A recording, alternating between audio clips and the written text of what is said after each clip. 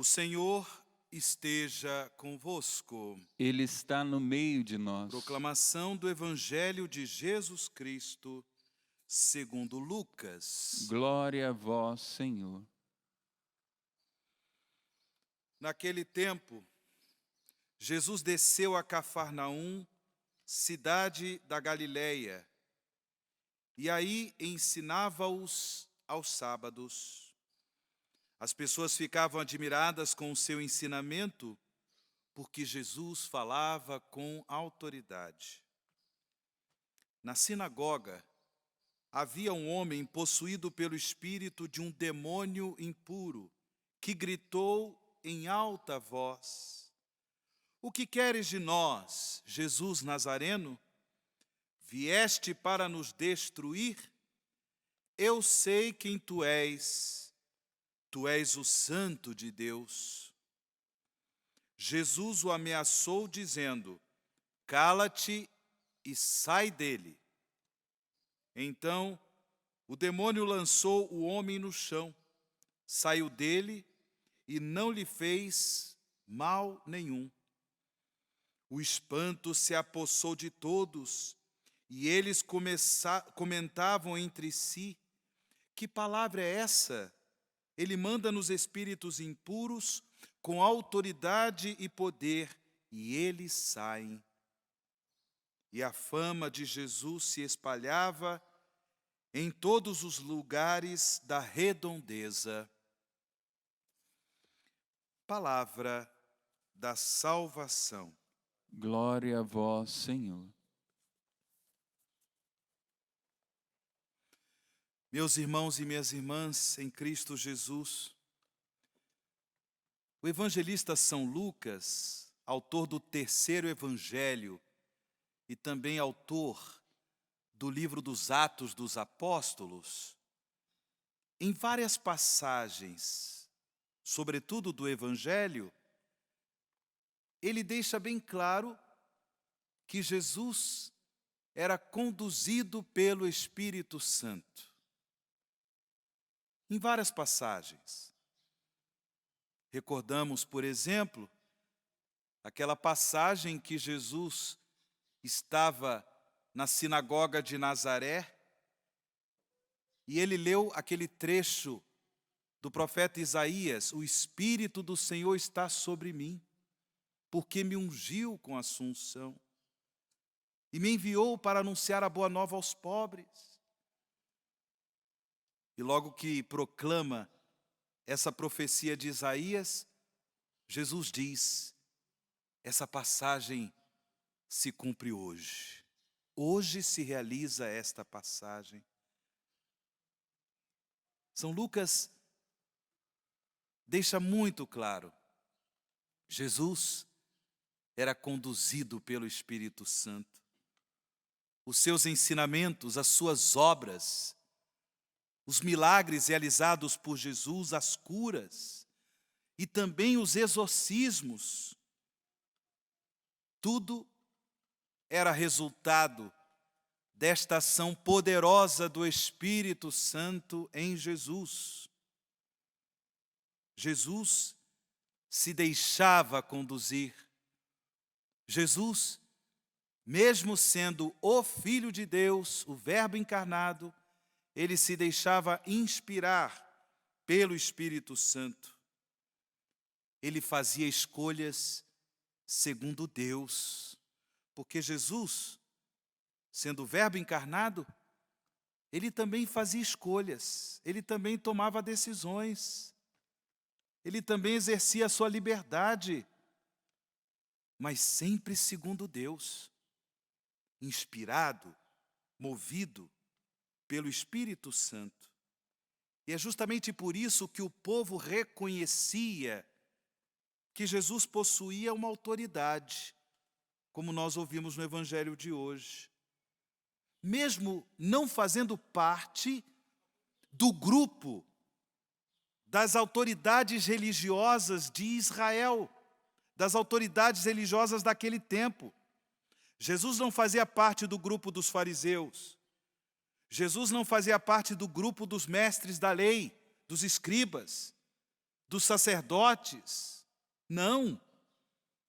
Ele, portanto, não tinha uma autoridade religiosa reconhecida junto ao povo de Israel. Não.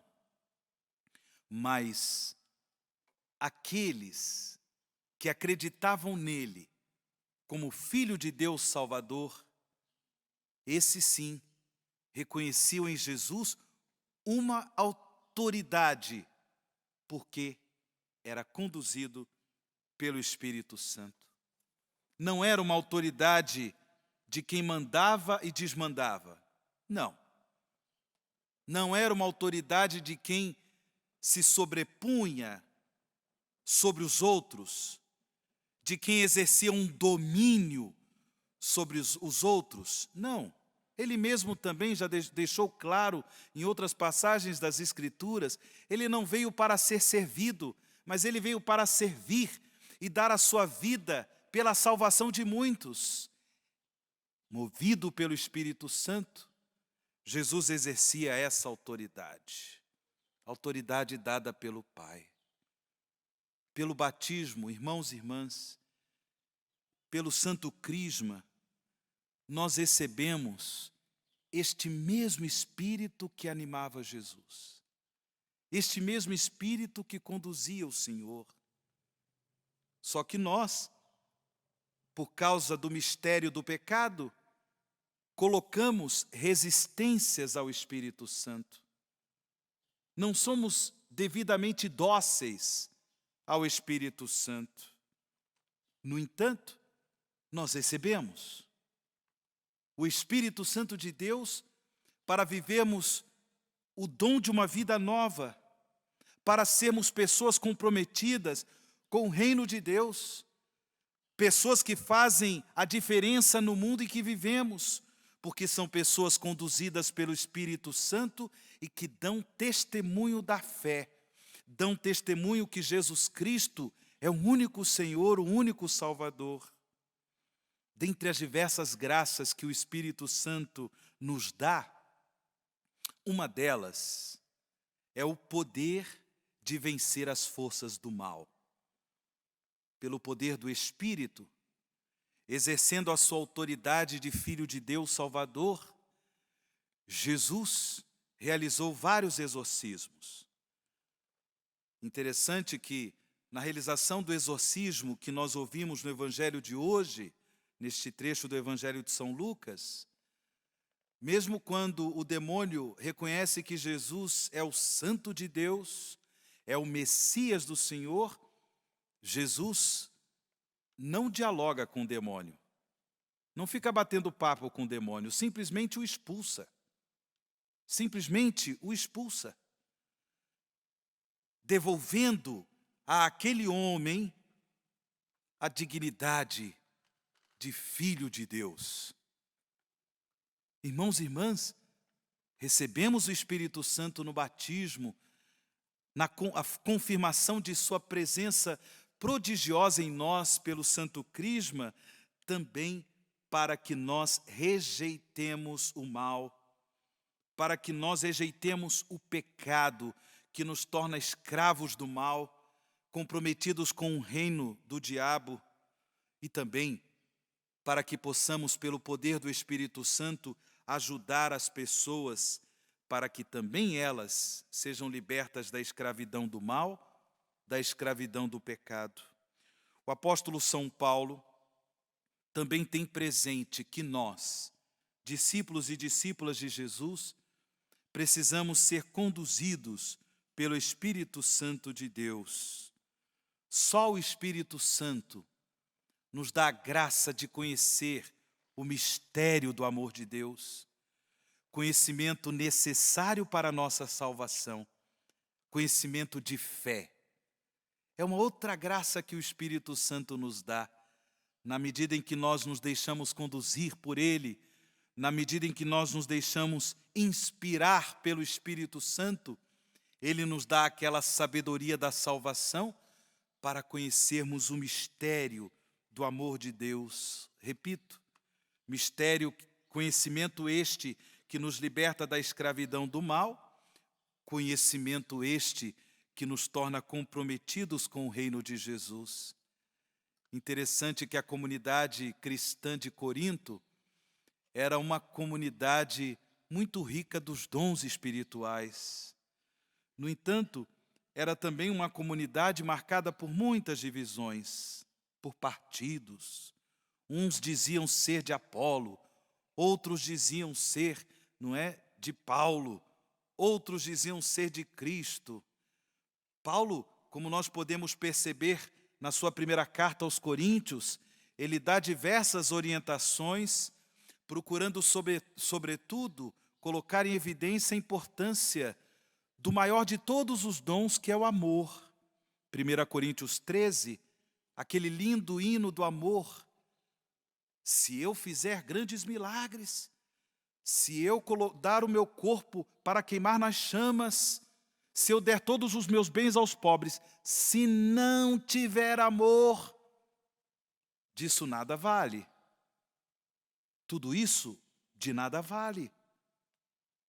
Portanto, mesmo tendo muitos dons, essa comunidade precisava, de fato, se deixar conduzir pelo Espírito Santo, pelo Espírito de amor, para ser uma autêntica comunidade, irmãos e irmãs, que testemunhavam o senhorio de Jesus pela prática do amor fraterno.